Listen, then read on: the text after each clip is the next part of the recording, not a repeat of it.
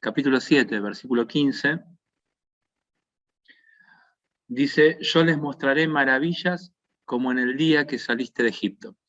Esa característica es bueno tenerla presente cuando profetizan los profetas estos, porque lo que va a ocurrir en el tiempo del fin, cosas que describe el Apocalipsis, tienen muchos puntos en común a los días de Egipto, cuando Israel fue librado de la mano de Faraón. Un tiempo de angustia para Israel, un tiempo de aflicción, plagas que tocan a Egipto pero que no tocan al pueblo de Dios. Bueno, toda esa manera de guardar y de cuidar especialmente a su pueblo, como fue en los días de Egipto, también va a ser en los tiempos del fin. Bueno, ese es un detalle que me parecía importante destacar. Bueno, vamos con el que sigue, Nahum. Entonces, Miqueas profetiza en parte para el reino del norte y para el reino del sur. Nahum es específicamente, habla de la calamidad que va a venir, o en particular, contra Nínive.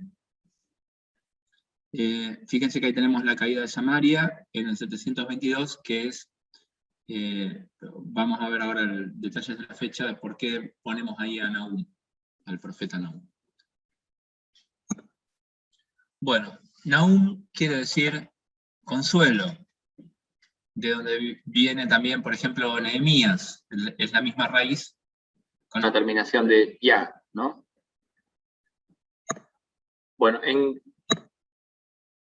dice de Nahum que nació en Elcos. No hay certeza de este lugar. Yo encontré una información interesante que Capernaum significa el pueblo de Nahum, así que una posibilidad, pero tampoco está confirmada. Habrá habido muchos Nahumes en la historia. Una posibilidad es que haya sido de ahí, de la región de Galilea. Pero, bueno, no lo sabemos. Bueno, y no hay en el libro información como tenemos, por ejemplo, de Miqueas, que acabamos de leer en tiempo de qué rey profetizó, pero sí hay detalles sobre Nínive que los podemos sacar de la historia. Entonces, en ese contexto externo, o en esa información histórica, podemos ubicar a Nahum. Bueno, primero, Nínive todavía es poderosa y no cayó. Eso va a ocurrir en el 612, ¿se acuerdan que lo vimos en geografía bíblica con Osvaldo? En manos de Nabucodonosor. Así que es anterior al 612 a.C.,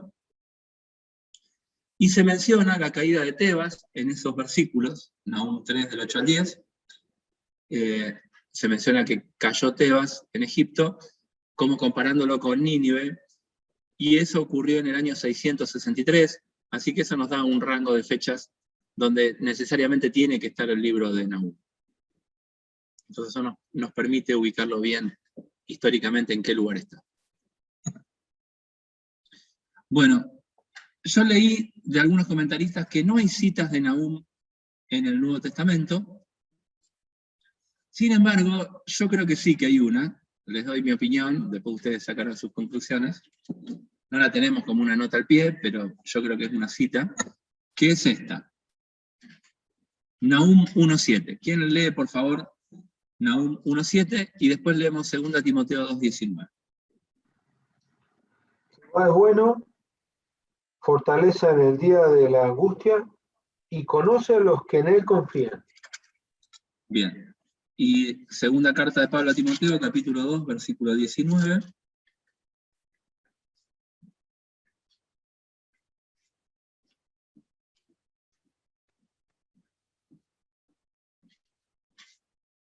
Cualquiera que lo lea.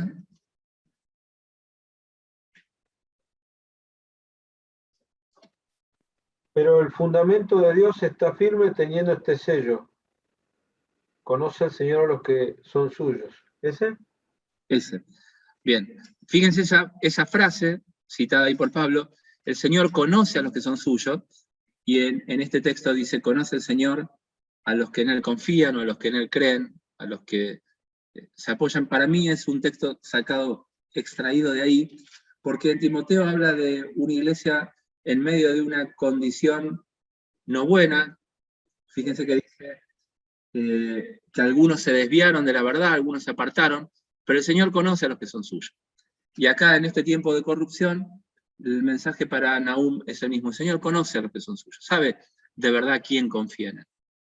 Así que para mí, ya le preguntaremos a Pablo, cuando estemos allá en el cielo, si citó a Nahum o no, ya veremos. Bueno, obviamente el tema central de este texto es sobre Nínive, está encabezado así, dice carga sobre Nínive o profecía sobre Nínive. Y hagamos el repaso geográfico de Nínive. Está muy chiquitito los títulos, pero se ubican en el mapa. Estamos en el Medio Oriente, ahí se ve Turquía, se ve la península griega, se ve la península del Sinaí, está Israel. Bueno, creo que más o menos nos ubicamos en el mapa. Ahí está Nínive. Sería lo que es el norte de Irak hoy. Mosul es la ciudad actual, que antes era Nínive.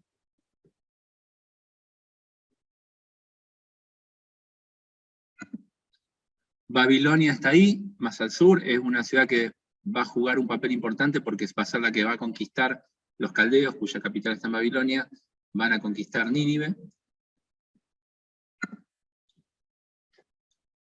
Ahí está Jerusalén, para ubicación geográfica. Ahí un poquito más al norte está la ciudad de Samaria. Y ahí abajo está Tebas, que se menciona en Egipto, que se menciona en el libro de Nahum como ejemplo. Bueno, esas ciudades son por ahí relevantes de tenerlas ubicadas geográficamente. ¿Se acuerdan estos años que hubo un resurgimiento del Estado Islámico? Bueno, fue en esa franja que está pintadita ahí más o menos de verde más oscuro, norte de Siria, oriente de Turquía, norte o noroeste de Irak. Bueno, toda esa zona es la zona de Asiria. ¿Sí? Ahora lo tenemos repartidos entre varios países. Pero en esa época, esa era bueno, de hecho, una provincia romana se llamaba Siria y estaba más o menos en esa región. Perdón, por ahí un detalle histórico fuera de tiempo. La provincia romana de Siria es posterior a esto que estamos viendo en el tiempo, ¿no? Obviamente. Pero como para que vean que se sostuvo en el tiempo Asiria, no solo en esta época, sino que un tiempo después había una región asociada a Siria. Bueno, esa es una foto de Nínive. Como se supone que era Nínive o algunas reconstrucciones, una ciudad realmente imponente. ¿Se acuerdan que Jonás la describe como de varios días de camino, de 3 días de camino? O sea que tenía varios kilómetros. Bueno, y en la línea de tiempo de Nínive podemos poner como referencia a Jonás, que predicó más o menos unos 100 años antes que Nahum, donde se produjo el arrepentimiento del rey y de toda la ciudad. En el 722, la caída de Samaria y la deportación del Reino del Norte. Esa también es una fecha que está marcada en la línea de tiempo que ponemos siempre en los profetas. Importante. En el año 700, este es un relato que tenemos en el libro el segundo libro de los Reyes, capítulo 19. ¿Se acuerdan cuando Sennacherib sitia Jerusalén? La está por tomar y le manda unas cartas a Ezequías, y Ezequías las pone delante de Dios y ora, y Dios hace una intervención maravillosa. Cayeron varias ciudades de Judá, Jerusalén estaba a punto de caer, pero Dios lo libra a Ezequías especialmente del rey de Asiria. Bueno, en el 661 Asiria conquista Tebas, que es a lo que hace referencia ese texto del libro de Nahum. 650 aproximadamente tenemos a Nínive en su esplendor. Ahí, por lo que dice de Tebas, el texto de Nahum, ahí estaríamos ubicando en el tiempo a Nahum, a la profecía de Nahum. Y esto es lo que Nahum profetizaba, que Babilonia iba a conquistar a Siria, y lo dice en estos primeros versículos del capítulo 2, ¿no? De que va a venir otro pueblo que va a conquistar a los asirios. Bueno, así que el tema central es una profecía para Nínive.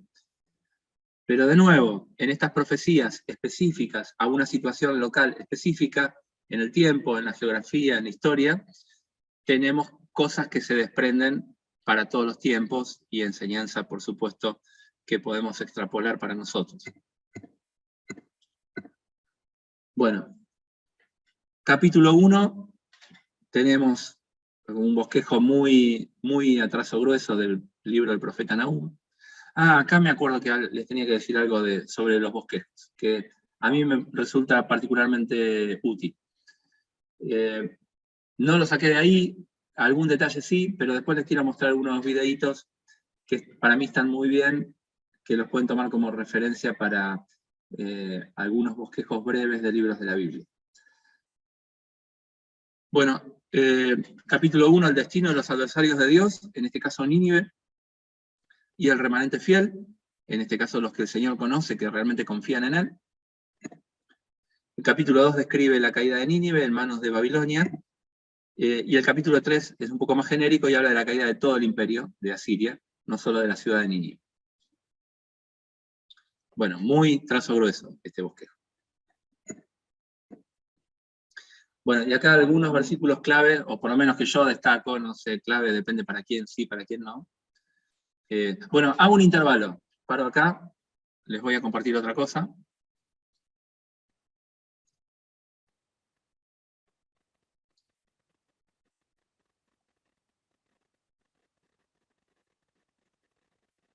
No eso es el Instituto Müller.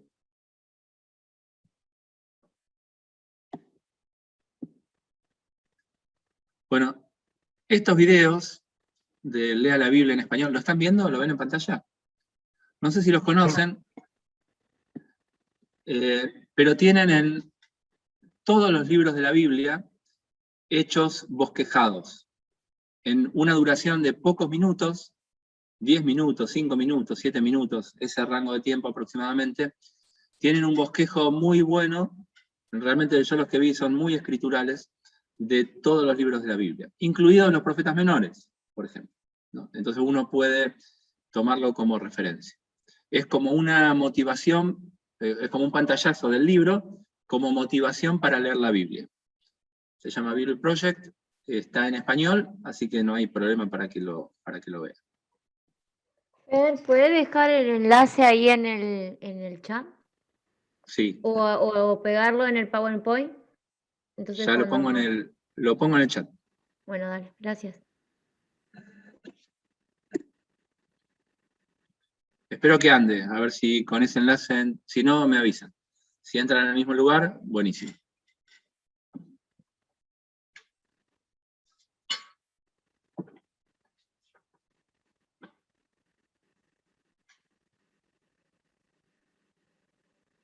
Bueno, hecho el intervalo, entonces, volvemos ahí a algunos versículos claves de Nahum. Por supuesto, uno tiene diferencias con los bosquejos, porque uno organiza en su cerebro de una manera y el autor de estos videos lo hace de otra manera. Pero están muy bien armados, realmente vale la pena verlos.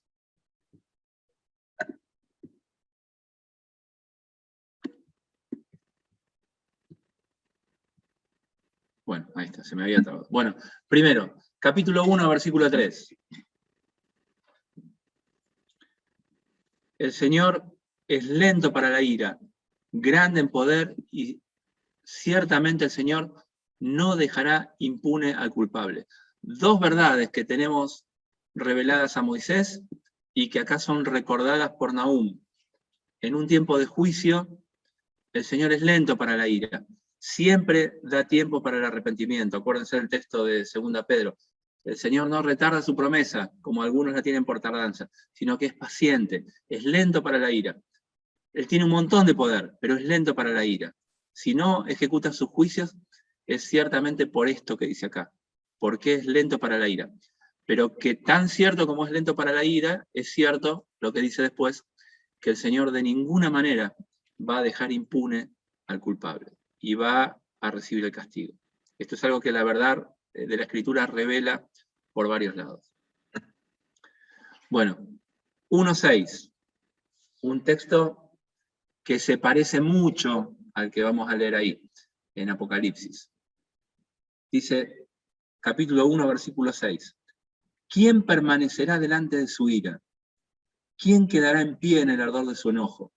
Su ira se derrama como fuego y por él se hienden las peñas. Recuerden, de nuevo, la misma imagen que transmite Miqueas, la transmite Nahum, pero acá hay una frase que se repite en Apocalipsis. No sé si se la acuerdan, si no, alguno puede leer Apocalipsis 6, esos versículos.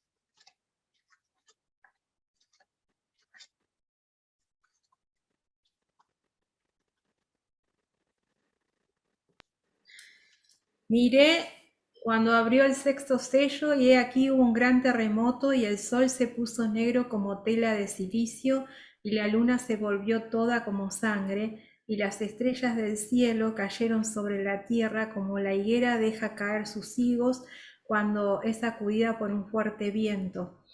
Y el cielo se desvaneció como un pergamino que se enrolla, y todo monte y toda isla se removió de su lugar, y los reyes de la tierra, y los grandes, los ricos, los capitanes, los poderosos, y todo siervo y todo libre, se escondieron en las cuevas y entre las peñas de los montes, y decían a los montes y a las peñas caer sobre nosotros, y escondernos del rostro de aquel que está sentado sobre el trono y de la ira del Cordero, porque el gran día de su ira ha llegado, ¿y quién podrá sostenerse en pie? Bien, fíjense el paralelo de este pasaje con, si bien no es una cita textual, el paralelo que tiene es realmente notable. Dios descendiendo en su ira, en su indignación, señales en el cielo. Fíjense, por ejemplo, el versículo 3 de Nahum capítulo 1. Sí, Gustavo. Ahí en Amós también hace referencia al oscurecimiento del sol al mediodía, a la luna teñida de sangre, y a que las personas en el día de la profecía, en el día que se cumple la profecía de ese día del Señor, van a buscar enterrarse hasta el Seol, enterrarse hasta el lugar de la tumba, hasta la muerte. Como dice acá, se van a querer esconder hasta abajo de las piedras, de las montañas. Nada más eso quería agregar. Está en Amós. Bien. Fíjense el versículo 3 de Nahum. Dice, cuando termina, lo citamos ahí en parte, pero cuando termina dice, el Señor marcha en la tempestad y el torbellino, y las nubes son el polvo de sus pies. ¿No? Fíjense cómo esa imagen de Dios saliendo de su lugar, de su templo, descendiendo a la tierra, viniendo sobre las nubes, es la imagen del Señor Jesucristo viniendo en gloria a la tierra, a reinar, a establecer su reino. ¿Y quién va a poder estar delante de él en pie? ¿No? En el capítulo 7 del Apocalipsis tenemos una multitud en pie delante del Cordero, ¿no? Que son los salvos. Después Osvaldo nos dirá si son los de la tribulación o incluye a la iglesia o no. Bueno, ya llegaremos a ese momento. Pero como acontecimiento final, yo quiero que vean todos los paralelos de estos textos con los del Apocalipsis, con los del relato del fin. Bueno, el que ya citamos, de Nahum 1:7, que quiero resaltar: bueno es el Señor, fortalece en el día de la angustia, conoce a los que en él se refugian. Fortalece en el día de la angustia. Eso es importante, que va a venir un tiempo de angustia, pero para todo el que quiera, en ese día de angustia va a haber un lugar de refugio en el Señor. Siempre, siempre, hasta el fin. ¿No? Fíjense que todas las calamidades que se describen en el Apocalipsis, por ejemplo, cuando están los juicios de las trompetas, termina diciendo, o de las copas, dice, y ni aún así se arrepintieron. ¿No? Es como que eso es lo que está esperando Dios. Y no ocurre. Pero siempre Dios es fortaleza para el que va a Él en el día de la angustia. Bueno, resalto ese texto simplemente. Bueno, vamos al profeta siguiente, Sofonías.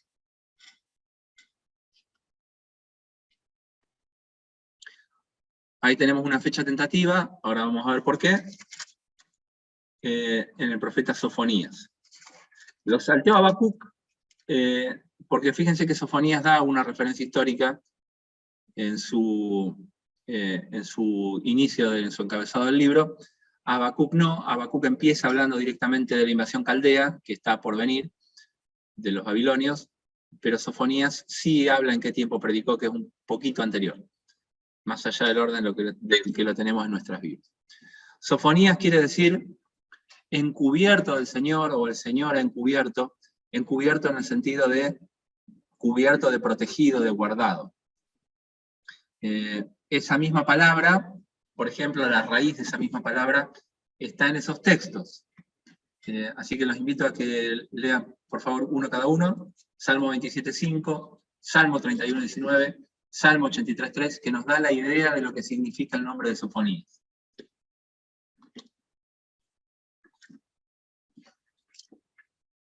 Salmo 27.5, ¿lo puedo leer?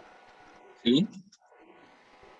Porque él me esconderá en su tabernáculo en el día del mal, me ocultará en lo reservado de su morada, sobre una roca me pondrá en alto.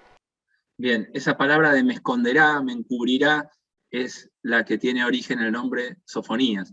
Eso, en el día de angustia, en el día del mal, el Señor protege, guarda, encubre a los suyos. Salmo 31.19. ¿Lo puedo leer? Dale, Marcel. Dice así: cuán grande es tu bondad que has guardado para los que te temen, que has mostrado a los que esperan en ti, delante de los hijos de los hombres. Bien, ahí posiblemente me haya equivocado la cita. No, bien, has guardado, eso, la palabra guardado ahí, la bondad que has guardado, que has reservado para los que te temen, esa es la idea. Perdón, no estaba mal el texto, estaba mal mi cerebro. Y 83.3. ¿Lo puedo leer? Sí, Miriam. Contra tu pueblo han consultado astuta y secretamente, y han entrado en consejo contra tus protegidos. Bien, fíjense que el Salmo 83 es un salmo específico del tiempo del fin de la unión de las naciones contra Israel, o de algunas naciones contra Israel, y ahí en ese contexto usa la misma palabra que lo que significa el nombre, han entrado en consejo contra tus protegidos, ¿no? Esa es la misma palabra en hebreo del nombre de Sofonías. Bueno, un nombre muy lindo porque tiene que ver con que Dios va a manifestar su ira, pero va a haber protección para su pueblo. Bueno, fecha y autor, bueno, se presenta a sí mismo, Sofonías. Dice que habló en los días de Josías, ¿sí? Los hijos de Amón, rey de Judá. Un tiempo de reforma religiosa, por lo que se ve ese exterior, esta reforma religiosa. ¿Se acuerdan que encuentran el libro de la ley? Ya está inminente la cautividad, habían perdido hasta el libro de la ley, lo encuentran, empiezan las reformas religiosas como para restaurar, pero una vez que muere Josías vuelven a lo mismo. Entonces sin duda ha sido una reforma exterior, liderada por él, pero que no estaba en el corazón del pueblo, y eso está descrito en los capítulos 22 y 23 del segundo libro de los Reyes. Bueno, y era Sofonías, tataranieto de Ezequías, lo dice ahí cuando se presenta, en el capítulo 1, versículo 1, ¿no? Que hijo de Cusi, hijo de Gedalías, hijo de Amarías, hijo de Ezequías. Así que era, fíjense la variedad de profetas que tenemos, ¿no? Había uno que era, ¿se acuerdan? Boyero, o sea que cuidaba bueyes, y acá tenemos un descendiente de los reyes, entre los profetas, ¿no? Una variedad muy notable. Daniel también era descendiente de la realeza, era uno de los príncipes. Bueno, versículo clave, hay gustos acá, yo lo destaco como clave porque ahí, en esa palabrita guardados, tenemos el nombre de Sofonías, ¿no? La raíz del nombre de Sofonías. Entonces, fíjense cómo cada autor tiene un nombre que está relacionado con lo que está describiendo el libro, la profecía. Dice, buscad a Jehová todos los humildes de la tierra, los que pusisteis por obra su juicio, buscad justicia, buscad mansedumbre, quizás seréis guardados en el día del enojo de Jehová. Bueno, de nuevo, una invitación a ir al Señor, a arrepentirse, a buscarlo, para ser protegidos el día que Dios ejecute su ira. La ira de Dios se va a ejecutar sobre la tierra, pero no para todos los que estén sobre la tierra, sino para aquellos que no estén bajo la protección del Señor, ¿no? De hecho, esa misma justicia pendiente o esa ira pendiente la describe Juan en su Evangelio. Juan 3:36 dice que el que rehúsa creer en el Hijo de Dios no verá la vida, sino que la ira de Dios está sobre él. Bueno, ahí una foto no agradable a propósito, para indicar el contexto en el que profetiza Sofonías. Sofonías habla de un juicio inminente, pero de una esperanza futura, realmente hermosa. Bueno, en este bosquejo, esta puede ser una posible división. Capítulo 1, desde el principio hasta el versículo 3 del capítulo 2, un juicio sobre Jerusalén. Se menciona el día del Señor 2 veces. El día del Señor es algo del que habla mucho la Escritura. Y se menciona indirectamente como el día o aquel día unas 20 veces en total. Entonces, está claro que esto es el corazón del libro de Sofonías. Esto se repite mucho. ¿Se acuerdan cuando Jaime Faso nos dio la tarea de bosquejar en Efesios cuál era el tema principal? La idea es leer el libro muchas veces y ver qué palabras resaltan, se repiten, y eso da una idea de qué quiere transmitir el autor, y en este caso Dios a través del autor. Bueno, y el texto que leímos recién, que yo lo puse como texto clave, es en este contexto de la venida del juicio, de la venida del día del Señor, una invitación a humillarse. Bueno, segunda sección en este bosquejo, capítulo 2, versículo 4, hasta el 3:8, juicio sobre las naciones y Jerusalén ante su reacción opuesta al arrepentimiento. También va a venir un juicio sobre el pueblo de Israel, sobre Jerusalén en particular en el tiempo del fin, porque no accede al arrepentimiento. Hasta el final, hasta el puro final. Capítulo 3, versículo 9 al 20, donde habla de la restauración futura de las naciones, de todas las naciones, y del remanente de Israel, y esto lo vinculamos en el Apocalipsis, esa última parte, con la descripción del milenio, en el capítulo 20 de Apocalipsis. Obviamente, después de todos los juicios que van a ser desencadenados sobre la tierra. Bueno, algunas lecciones derivadas de Sofonías, algunos pueden encontrar más seguramente. Bueno, el día del Señor, prefigurado por la invasión de Babilonia. Recuerden siempre esta visión de un evento local, histórico, real y concreto en ese momento, y la profecía le servía a la gente de ese momento, pero también el profeta en visión hacia adelante ve algo mucho más grande, mucho más global, que tiene que ver con el tiempo del fin, en este caso el día de Jehová. Bueno, el mensaje claro es que hay una invitación para estar preparados para ese día. Es el texto que resaltamos, eso está en esos 3 versículos. Los llama a congregarse, a meditar, a humillarse, para ver si quizás sean guardados en ese día de ira.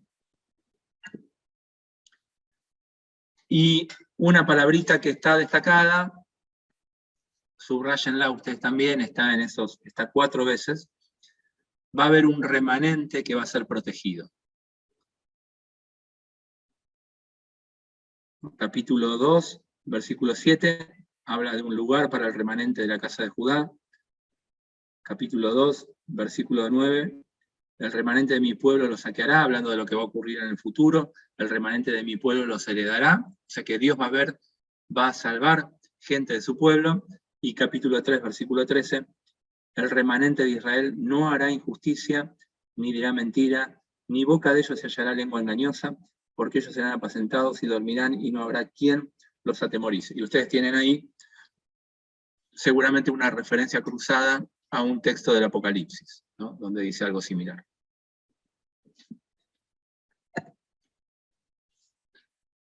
Bueno, y fíjense, esto es muy lindo también, el final del libro de Sofonías, cómo es la obra de Dios en su pueblo.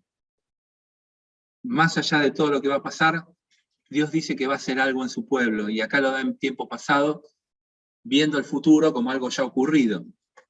Dice el versículo 15, Primero, el Señor apartó sus juicios de sobre ellos.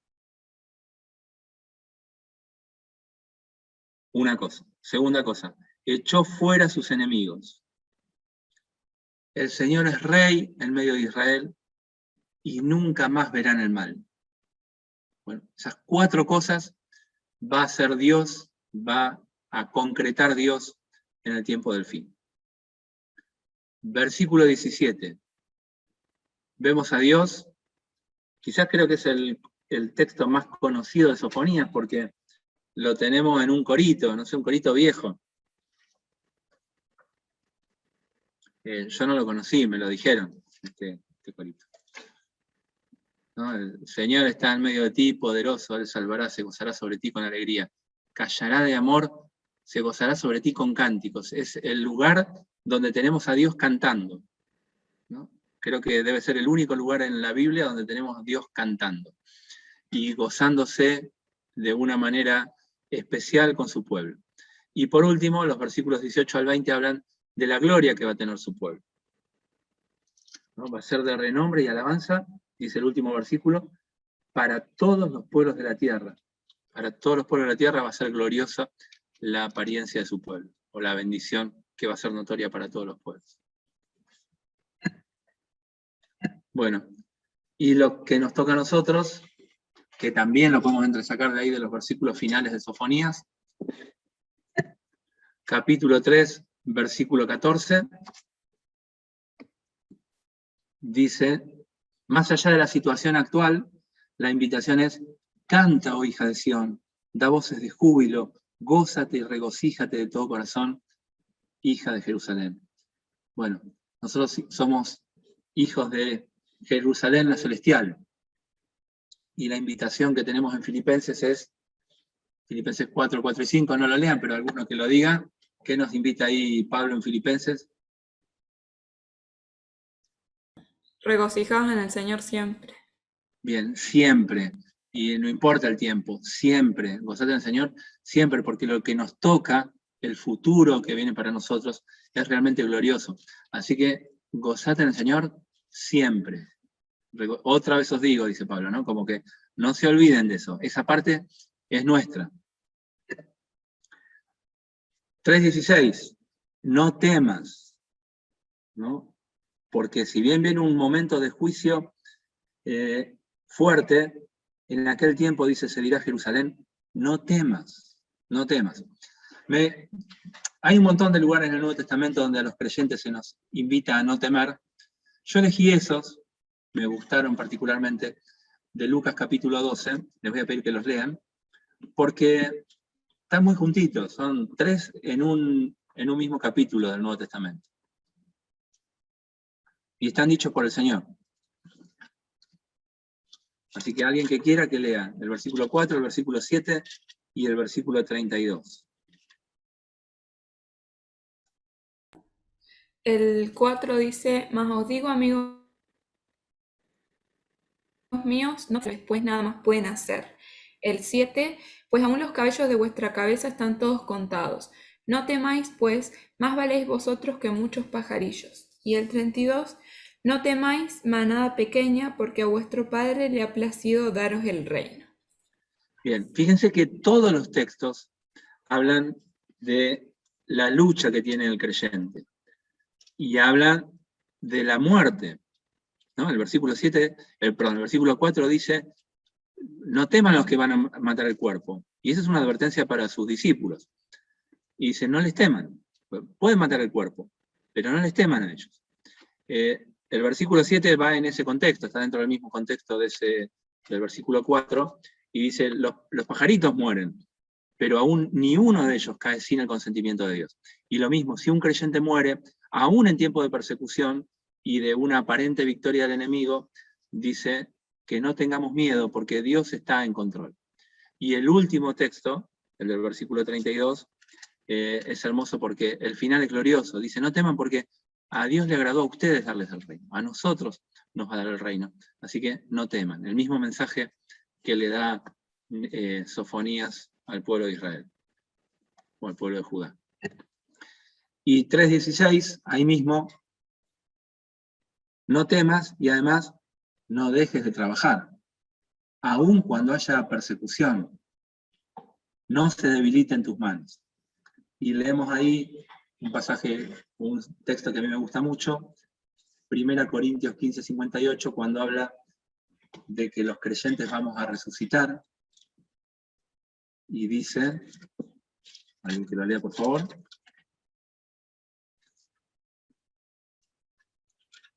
Así que, hermanos míos amados, estad firmes y constantes, creciendo en la obra del Señor siempre, sabiendo que vuestro trabajo en el Señor no es en vano. Bien, que no se debiliten nuestras manos en lo que estamos haciendo, que es parte del Señor, porque en esa labor hay fruto, no es en vano, va a producir cosas que tienen que ver en el reino, va a fortalecer nuestro carácter, va a fortalecer y edificar a otros. Así que, bueno, que no se debiliten las manos. Y avanzamos porque esto no da el tiempo para mucho más. Bueno, no vamos a llegar a ver a Habacuc por completo, pero damos algo de Habacuc, bueno, bastante bien.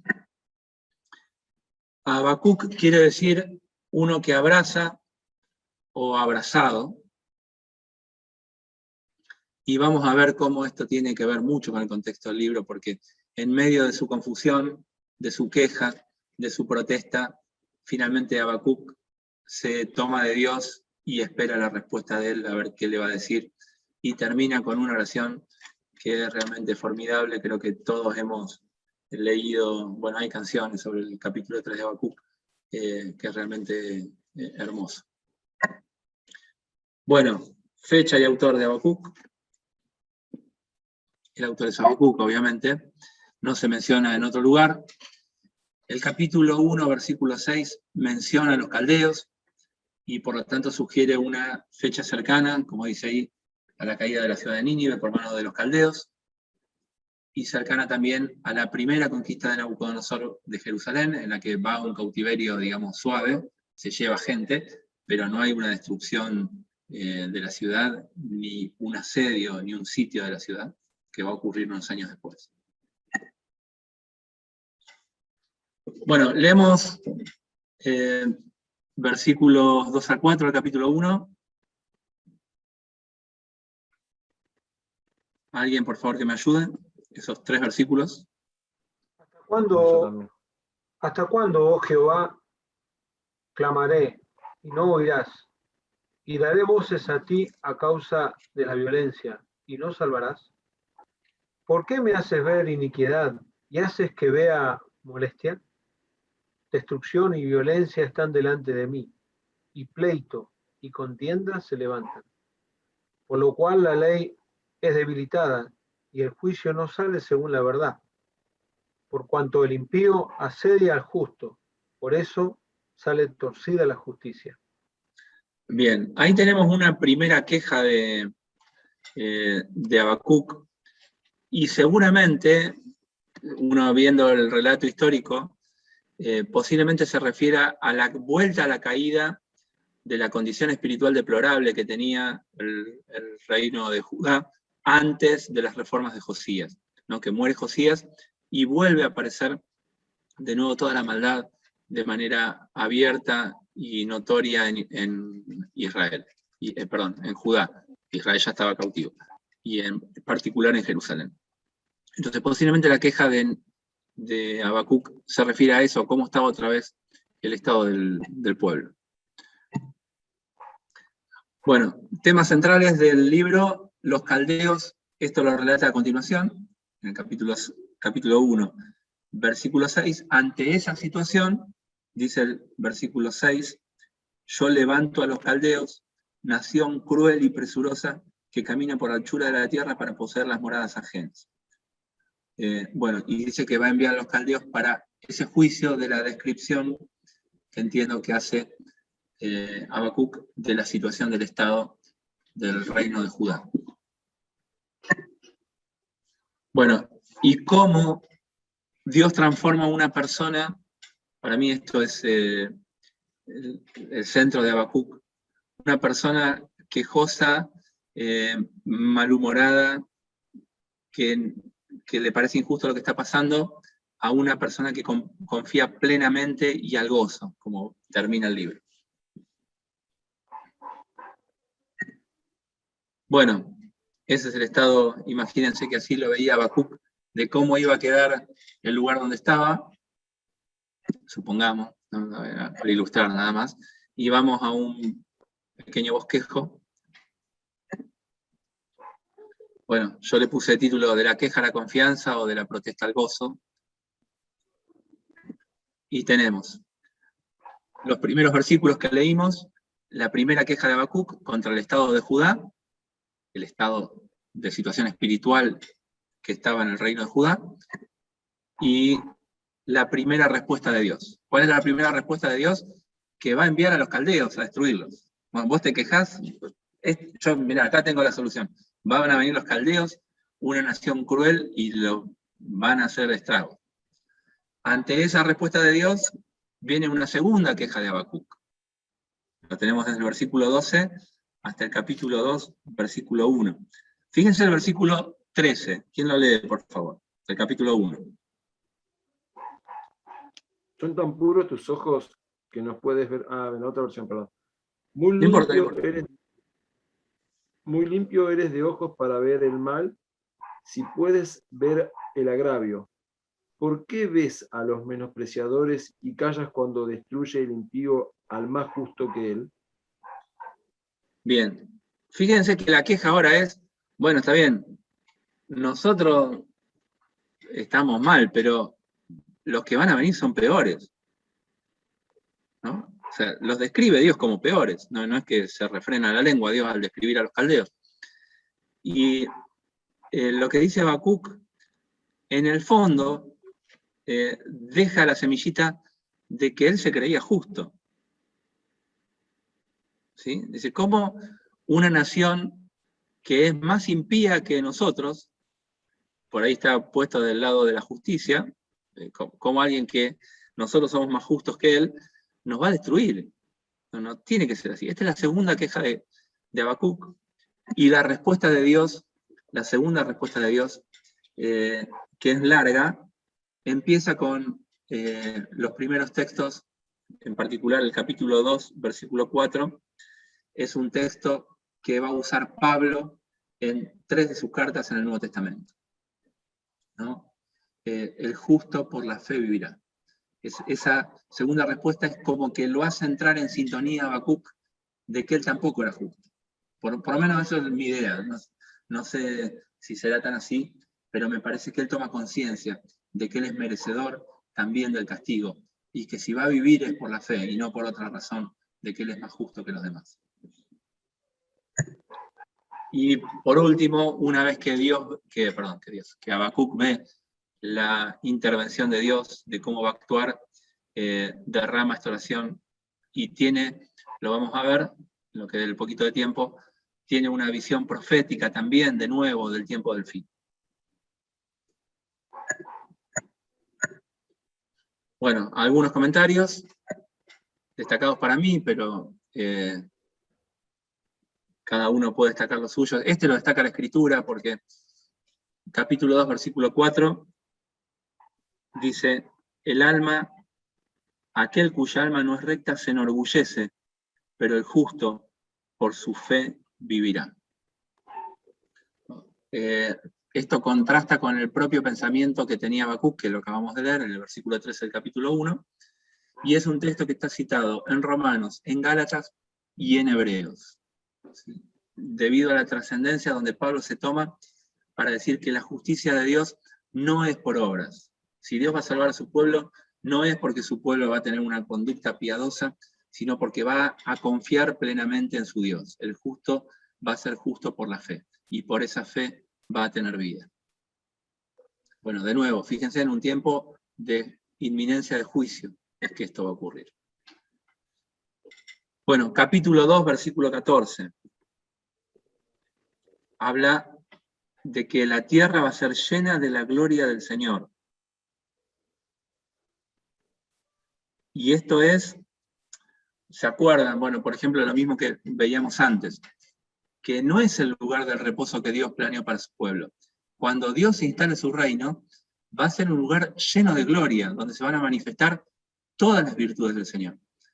Y todas las virtudes del Señor son incompatibles con la descripción que hace desde el capítulo 2, versículo 5, hasta el versículo 19, de todos los detalles del pecado del pueblo de Israel y de los caldeos. Da lo mismo. No puede haber nada de eso. Todo va a ser lleno de la gloria de Dios. No puede haber absolutamente nada de eso. Todo eso tiene que ser eliminado. La avaricia, la codicia, la violencia, el homicidio, el poder inicuo, la embriaguez. La embriaguez para deshonra, o sea, sacar de sus cabales a alguna persona, en este caso emborracharlo, para deshonrarlo, ¿no? Para atraparlo por engaño. Robo, idolatría, todo eso que se describe, nada de eso puede quedar cuando la tierra sea llena de la gloria del Señor. Y eso lo hace ver a Habacuc, que si él va a estar en ese lugar, él tampoco tiene que tener absolutamente nada de eso. Y termina el capítulo 2 con como un silencio previo antes de la ejecución de Dios de toda su ira. Capítulo 2, versículo 20. ¿Quién lo lee, por favor? Mas Jehová está en su santo templo, calle delante de él toda la tierra. Bien. Aunque está toda esa descripción de todos estos detalles que mencionamos ahí arriba, en el capítulo 2, desde el 5 hasta el 19, dice, pero a pesar de todo eso, Dios está en su santo templo. Y que toda la tierra se calle, porque lo que va a ocurrir es que ahora Dios, esto lo tenemos en el capítulo 3, Dios va a salir de su templo y va a ejecutar su justicia en toda la tierra. Fíjense el Salmo 11. Salmo 11, un salmo hermoso, porque es más o menos la queja de Habacuc.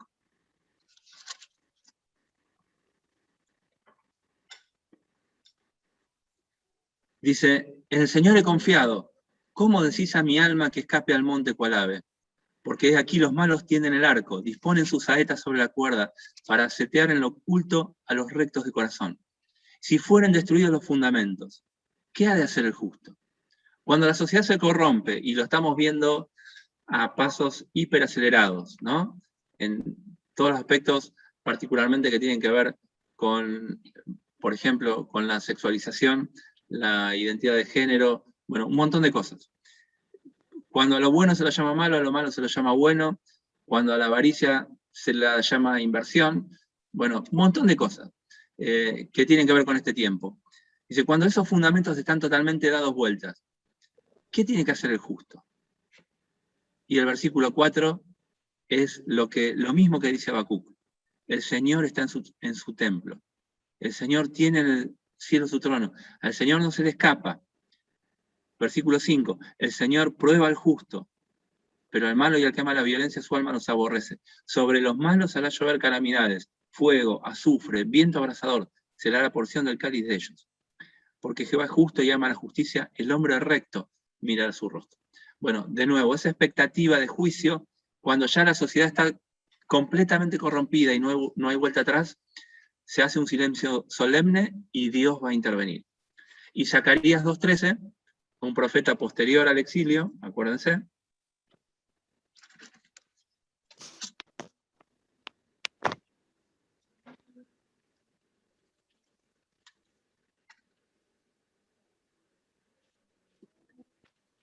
¿Quién lo lee, por favor? Calle toda carne delante de Jehová, porque Él se ha levantado de su santa morada. Bien, fíjense que esto, Dios está en su templo, calle toda la tierra, porque ahora Dios se levanta y va a intervenir. Bueno, y el capítulo 3, la oración de Habacuc, es la intervención de Dios. Bueno, ya se nos fue el tiempo. Ustedes lo pueden leer, el capítulo 3, pero de nuevo tenemos Dios descendiendo del cielo con su gloria, con efectos sobre la naturaleza, con calamidad sobre los impíos. Bueno, todos esos detalles están ahí. Fíjense el capítulo 3, versículo 13. Hay una traducción que dice, saliste para socorrer a tu pueblo, para socorrer, acá dice la versión Reina Valera, a tu ungido. Otra versión dice con tu ungido, que sería el Señor Jesucristo. ¿no? Bueno, si uno interpreta distinto este artículo que aparece ahí, o esta preposición. Bueno, y traspasaste la cabeza de la casa del impío, esto es el anticristo. Bueno, la venida del Señor, donde va a ejecutar su juicio sobre el anticristo. La quietud en un medio de angustia y sufrimiento, así termina el libro de Habacuc. Dice, si bien estaré quieto en el día de la angustia, cuando el pueblo que lo invadirá suba con sus tropas. Entonces, Habacuc sabía que venía un tiempo difícil, un tiempo de angustia, pero en ese tiempo de angustia y sufrimiento yo voy a tener quietud, ¿no? Va a estar tranquilo. Sabe que es una intervención de Dios, que Dios está manifestando para instalar el reino final de su Cristo, su gloria va a llenar toda la tierra y está mirando en expectativa este momento. Bueno, y por último, versículo 19, el Señor es mi fortaleza. Si ustedes se fijan, el texto de Pablo en Efesios capítulo 6, versículos 10 al 13, cuando dice, fortaleceos en el Señor y en el poder de su fuerza. Y habla de que tenemos una lucha espiritual, una guerra, y no es fácil, no tenemos lucha contra carne y sangre, sino contra huestes espirituales de maldad en las regiones celestes. Así que fortaleceos en el Señor. Y es como que Habacuc se da cuenta de esto, de que no es algo de un pueblo que es más o menos impío que yo, sino que Dios está haciendo algo en la tierra y tiene que ver con cosas celestiales, eternas, para siempre, y por eso dice, el Señor es mi fortaleza. Bien. Bueno, dejamos acá y dejamos a Jeremías para la clase que viene. Me olvidé del texto paralelo al de la profecía de Belén, que les había dicho, los había amenazado que se los iba a decir y no se los dije. Si vamos a Nahum, la profecía contra Siria, capítulo 1, versículo 11.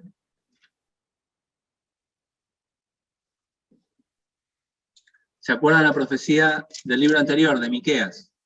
Miqueas dice, de Belén, de ti me saldrá el que será Señor en Israel. Y acá, cuando le escribe a los ninivitas, les dice, de ti salió, capítulo 1, versículo 11, de Nahum, de ti salió el que imaginó mal contra Jehová, un consejero perverso. Bueno, algunos basados en este texto dicen que el anticristo va a ser un asirio. Así como el Mesías iba a venir de Belén, bueno, el anticristo va a nacer en Nínive, Mosul, bueno, alguna región de Asiria. Pero bueno, puede ser conjetura, puede ser que no.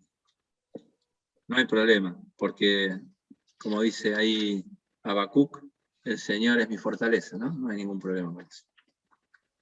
Bueno, terminamos acá. No sé si hay algún comentario, si alguien quiere decir algo.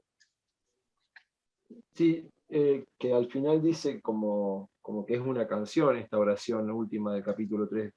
Tal cual. Cuando uno está... en las otras no, era como una queja, pero era media personal, y acá esto es más como que lo está expresando hacia afuera, ¿no? El alabar a Dios, la alabanza, la glorificación, y decir yo en Él confío, acá me quedo tranquilo, como decías recién. No importa de dónde venga el mal, no importa quién lo encarne, nosotros tenemos al Señor como nuestra fortaleza, nuestro amparo, y en cualquier situación estamos confiados en eso. Bien, está bueno el comentario, es como que en Sofonías la invitación es para que cante, ¿no? La hija de Jerusalén, que no se calle, y en Habacuc lo vemos haciéndolo él, ¿no? Solito, ahí, pero cantándole a Dios con esta canción hermosa. Sí, está bueno. Una pequeña acotación también a lo que decía acá Charlie de Comodoro. Sí, dale. Bueno, me hablaba de los tiempos, ¿no? De todo el contexto dentro de lo que sucede en las familias, en los gobiernos, políticamente hablando, también incluso con los creyentes mismos. Hay algo que va a suceder porque nosotros como creyentes, Efesios dice algo muy importante, dice que todas las cosas se van a cumplir en Cristo Jesús, en el cumplimiento de las dispensaciones. Y el Señor no va a pasar por alto nada. Cada cosa va a ser y se va a cumplir en él. Y los creyentes tenemos esta garantía de lo que dice Efesios, que nuestra casa y nuestro nombre está escrito en los cielos. Somos parte del cuerpo del Señor, y esa es nuestra garantía y tenemos paz con eso. Pero el Señor no va a pasar por alto el pecado de la humanidad, la rebeldía contra el Hijo de Dios, el rechazar al Espíritu Santo y todas esas cosas, ¿no?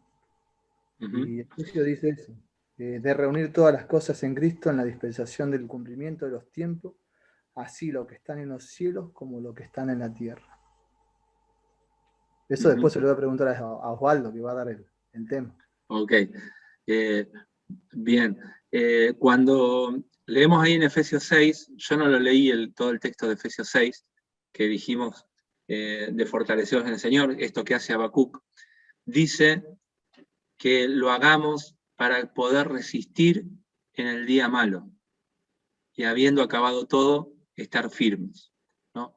Pedro habla de que nuestra fe va a ser probada, y cuando venga el Señor Jesucristo va a ser hallada en honra y alabanza cuando se manifieste, ¿no? Entonces, eso que para el mundo el Señor quiere producir arrepentimiento, pero no lo va a producir porque lo tenemos profetizado, para el creyente va a ser un tiempo que no le va a hacer bien, no le va a hacer mal.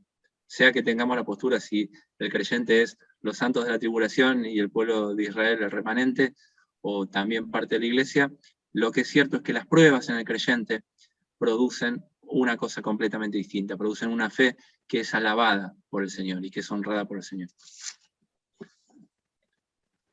Bien. Bueno, no sé si voy a decir algo más, pero dejamos acá. Bueno, gracias por la atención. Vamos a terminar con una oración. Le voy a pedir a Pedro que nos dirija a Dios en oración y cerramos acá. Bueno, oramos. Bendito Padre, Padre Celestial que estás en los cielos, muchísimas gracias, Señor. Gracias porque dejaste tu palabra, porque enviaste tu poderoso Espíritu y nos das entendimiento. Y hoy gozamos, Señor, de toda la verdad a la mano. Muchas veces no tenemos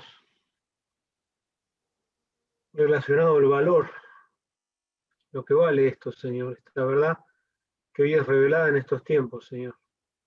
Ayúdanos a valorar tu palabra, a llevarla a nuestra vida y a poderla compartir, Señor, que todo lo que podamos crecer en el Espíritu, en tu palabra, que lo podamos llevar afuera, Señor, por las almas que todavía no te conocen.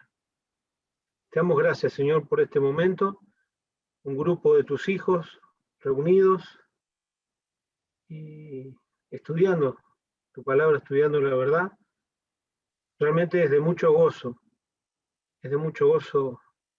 poder disfrutarte, Señor, poder disfrutar de tu palabra y poder ver, Señor, que durante siglos y siglos han habido siervos fieles. Mandaste tu palabra a siervos fieles y hoy podemos gozar de ello. Muchas gracias, Señor. Te rogamos y te agradecemos, Señor, por esto. Te rogamos por lo que queda de este día y de lo que queda de la semana, Señor. Realmente agradecido, Padre, por todo. Dejamos todo en tus manos. En el nombre de Cristo Jesús. Amén.